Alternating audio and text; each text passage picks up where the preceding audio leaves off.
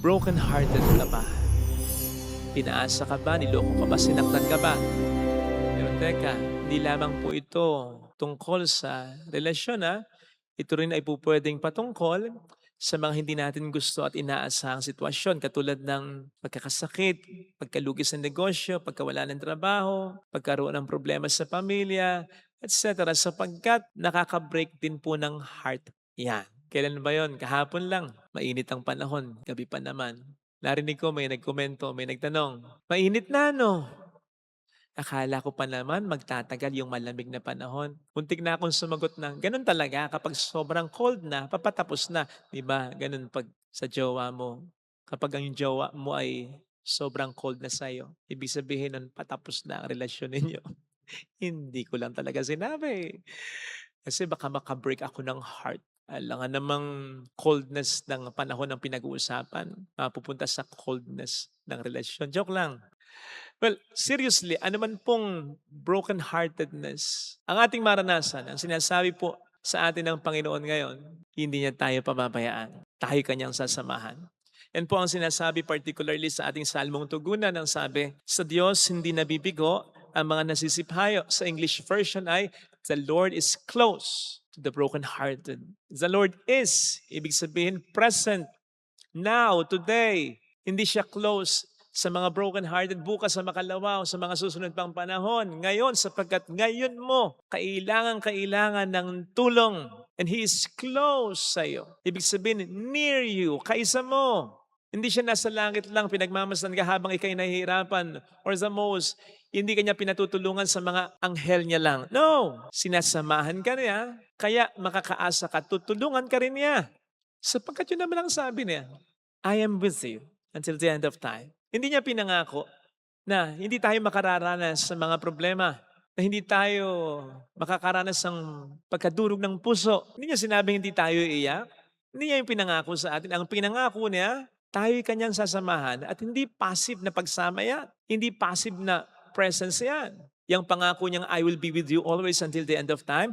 O yung sinasabi sa ating salmo na, the Lord is close to the brokenhearted, the Lord is near to the brokenhearted. Hindi passive presence yan, active presence yan. Which means, hindi lang niya tayo sasamahan, tayo ay kanyang tutulungan. And so, we will not suffer alone. We will not grieve alone. We will not be alone in finding or in looking for solutions. Kasama natin ang ating Panginoon. Yan ang dahilan kung bakit sabi dati ng isang pari nung ako'y seminarista, alam ninyo, hindi ko alam kung paano ko i-exit sa mundong ito, kung paano ako kukunin ng Panginoon dito, kung malalason ako, kung maaksidente ako, kung magkakasakit ako ng malubha, kung mapapatay ako or either directly or because of a case of mistaken identity, something like that. Basta sabi niya, hindi ko alam kung paano ko kukunin ng Diyos sa mundong ito, kung paano ko e-exit sa mundong ito. Pero, I don't care. Lahat pwede. Bring it on. Sapagkat I have this assurance na kasama ko ang Panginoon. Yun. Tama nga naman. Ano man ang ating mga problemang maranasan, basta ang mahalaga, kasama natin ang Diyos yan. Active presence. Di ba sabi ng Panginoon, He is our ever-present help in times of trouble. Ever-present. Laging nandiyan upang tayo tulungan. Yan din ang mga sinasabi ko, halimbawa ngayon sa mga natatakot na baka magkaroon na daw ng world war. Sapagkat totoo nga namang kahit konting miscalculation lang, pwedeng ito'y humantong sa all-out na digmaan. At pwedeng yun, handang katapusan. Kaya yung mga iba naghahanda. Alam nyo bang may mga nagwi-withdraw sa bangko para daw kapag nagkagera, may pera man lang sila. Sa ibang bansa, yung mga mayaman, nagpapagawa ng bunker yung tirahan sa ilalim ng lupa with enough supply of food and drinks na magtatagal kahit 1 taon o kahit higit pa sa 1 taon.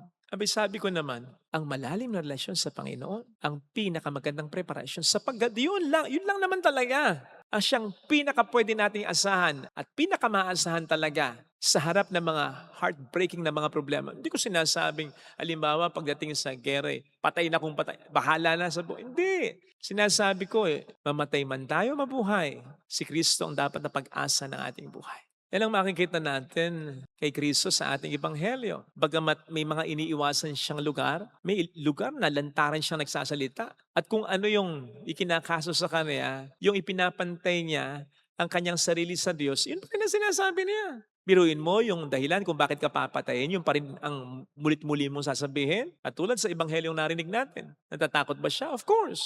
Pero hindi siya pinangingibabawan ng takot niya. Pinangingibabawan siya ng katotohanan ang Diyos ay kanyang kasama. Hindi siya nag-iisa. Kaya ang sabi dito, sa akala ba ninyo ako naparito sa ganang akin lang? In other words, akala ba ninyo ako yung nag-iisa? May kasama ako, ang ama ko. Ganon din po sana tayo sa harap ng mga matinding problema. Kung broken-hearted ka ngayon, kung madurog ang puso natin pagdating ng panahon, lagi po nating tatandaan ang katotohanan ng sinasabi sa ating mga pagbasa ngayon. Alam naman po natin pare-pareho na kapag tayo broken-hearted, lugmok na lugmok, lungkot na lungkot, tatlong salita ang siyang makapagpapakalma ng ating loob. Sa English, you're not alone. Sa Tagalog, hindi ka nag-iisa. Lalong-lalo na kung ang magsasabi sa atin ay tototohanin yan talaga. Yung hindi tayo iiwan. O iwan naman tayo, may tinetext tayo, tinatawagan tayo, okay ka lang. Yung talagang aasistihan tayo, malaking bagay yan, nakapagpapakalma ng loob yan, yung maramdaman mong mayroong kang kasama. Tandaan po natin, sinabi na ng Panginoon sa atin yan at pinanindigan niya sa atin at paninindigan niya pa niya para sa atin. Hindi niya tayo pababayaan. Ito sana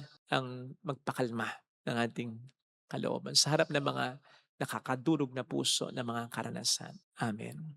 Sumainyo ang Panginoon. At sumaiyo rin. Ang mabuting balita ng Panginoon ayon kay San Juan. Papuri sa iyo, Panginoon. Noong panahong iyon, nilibot ni Jesus ang Galilea. Iniwasan niya ang Judea sapagkat ibig siyang patayin ng mga Hudyo roon. Nalalapit na ang pista ng mga tolda, isang pista ng mga Hudyo. Pagkaalis ng kanyang mga kapatid, si Jesus may pumunta rin sa pista, ngunit hindi hayagan.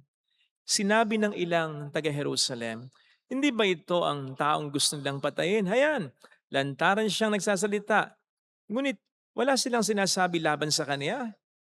Baka naman nakilala ng mga pinuno na siya na nga ang Mesiyas. Walang makakaalam kung saan magmumula ang Mesiyas pagparito niya. Ngunit alam naman natin kung saan nagmula ang taong ito. Kaya't nang nasa templo si Jesus at nagtuturo, malakas niyang sinabi, "Ako ba'y nakikilala ninyo? Alam ba ninyo kung saan ako nagmula? Hindi ako naparito sa ganang akin lamang ang totoo ang siyang nagsugo sa akin, ngunit hindi niyo siya nakikilala. Nakikilala ko siya sapagkat ako'y mula sa kanya at siyang nagsugo sa akin." Tinangka nilang dakpin siya, ngunit walang nangahas sapagkat hindi pa niya oras. Mga kapatid, ang mabuting balita ng Panginoon. Pinupuri ka namin, Panginoong Hesukristo. Thank you for watching. Please like, share, and subscribe.